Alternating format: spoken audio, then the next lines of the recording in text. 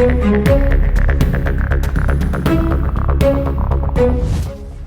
आहट जिसके बाद स्याह सन्नाटा पसर जाता है।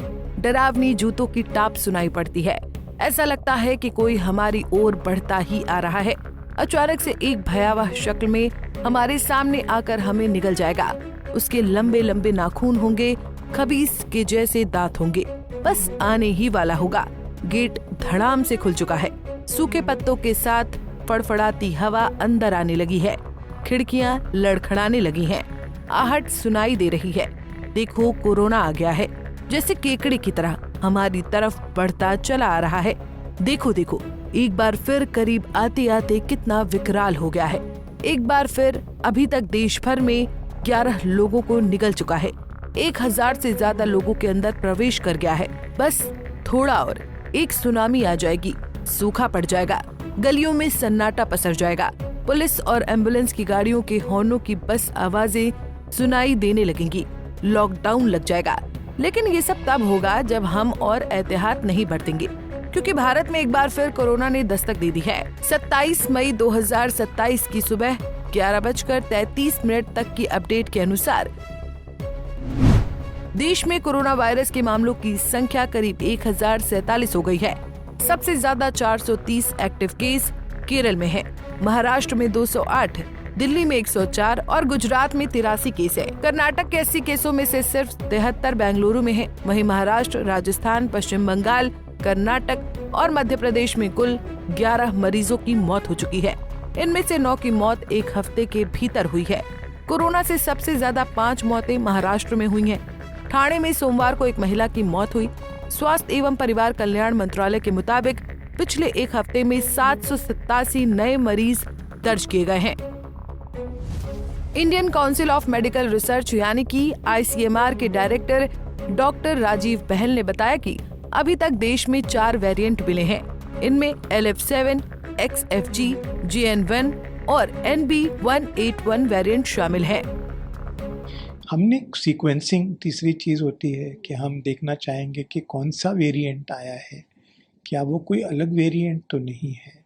तो जो वेरिएंट्स अभी तक साउथ और वेस्ट इंडिया के थे, वो जो हमने कुछ वेरिएंट सीक्वेंस किए हैं, उसके हिसाब से ये वेरिएंट्स जो हैं वो ज़्यादा सीवियर नहीं है पुराने ओमिक्रॉन वेरिएंट से। ये 4 वेरिएंट्स हैं जो हमें मिले हैं। LF7 सीरीज़ है, XFG सीरीज़ है, JN1 सीरीज़ है और NB1.8.1 इन दैट ऑर्डर, ये हमें मिले हैं। अब बाकी जगह के भी सैंपल्स को हम सीक्वेंस लगातार कर रहे हैं और अगले रिजल्ट्स 1-2 दिन में आ जाएंगे। उससे ये पता चलेगा कि कोई नया वेरिएंट तो नहीं है। लेकिन जो सबसे इम्पॉर्टेंट चीज़ मॉनिटरिंग की होती है वो ये है कि व्हाट इज़ द सिवियरिटी, कितना सिवियर केसेस हो रहे हैं। और इस वक्त सिवियर केसेस बहुत ही कम है।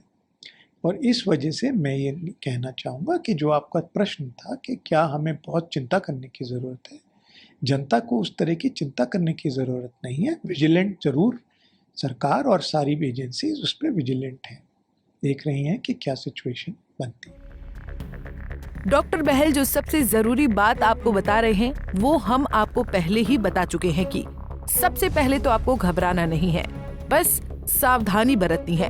और खुदा न खास्ता आपके करीब अगर किसी को कोरोना हो जाता है तो उसे किस प्रकार से संभाला जाए, और अगर नहीं भी होता है तो ये बेहतरीन बात है। लेकिन कोरोना के केस देश भर में बढ़ रही हैं, तो खुद को और अपने आसपास लोगों को किस प्रकार से संभाला जाए, क्या सावधानियां बरती जाए, क्या डर के मारे हद से ज्यादा परेशान हुआ जाए। सुनिए, इन सब सवालों के जवाब भी डॉक्टर बहल ने बखूबी दिए हैं। मेरे हिसाब से जो यूजुअल प्रिकॉशंस हैं वही लेनी चाहिए। कोई हम एनहांस्ड प्रिकॉशन की जनता के लिए अभी बात नहीं कर रहे हैं। लेकिन यदि कोई कैंसर का मरीज़ है, यदि किसी को कोई और बहुत इम्यूनिटी की प्रॉब्लम है, तो वो जनरली ही हम उसको ये सलाह देते हैं कि कोई भी इन्फेक्शन से बचे। वो खाली सिर्फ कोविड की वजह से ऐसा हमें कोई नहीं लग रहा है कि इस वक्त जनता को कोई अलग तरह का प्रिकॉशंस लेने की आवश्यकता है। कोरोना है तो मतलब चिंता का विषय है, और चिंता का समाधान निकाला जाना आवश्यक होता है, वरना वो हत्या का कारण बनती है। और ये कोरोना की ऐसी चिंता है जिसका समाधान किसी एक के वश में नहीं है। जब किसी एक के वश में नहीं है तो सरकार का सहयोग जरूरी है। तो ऐसे में अगर कोरोना अपनी क्षमता से बाहर जाता है तो उस परिस्थिति को लेकर अभी से सरकार की कैसी तैयारी है, सुनिए इसके बारे में डॉक्टर बहल ने जानकारी दी है।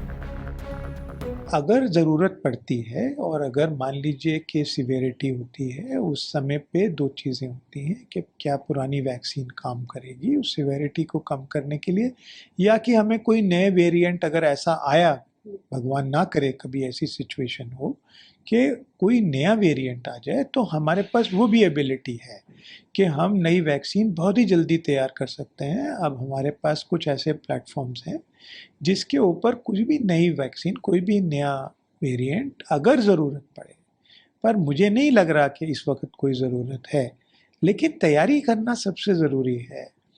ये हम इसके लिए तैयार हैं कि कोई नया वेरिएंट आए तो जल्दी वैक्सीन बनाई जा सकती है, लेकिन इसकी ज़रूरत अभी नहीं। सरकार कह रही है कि भगवान ना करे कि ऐसा हो कि कोरोना के केस बढ़े। अगर बढ़ते हैं तो वो भविष्य की परिस्थितियों से निपटने के लिए तैयार हैं। लेकिन सवाल वही, सरकार तो तैयार है, हम और आप कितना तैयार हैं? जरूरत है हमको ज्यादा सतर्क हो जाने की।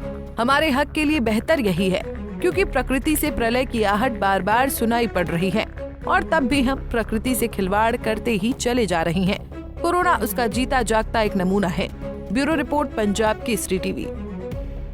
हमसे जुड़े रहने के लिए हमारे YouTube चैनल को सब्सक्राइब करें और नई वीडियो की नोटिफिकेशन के लिए बेल आइकॉन को दबाएं।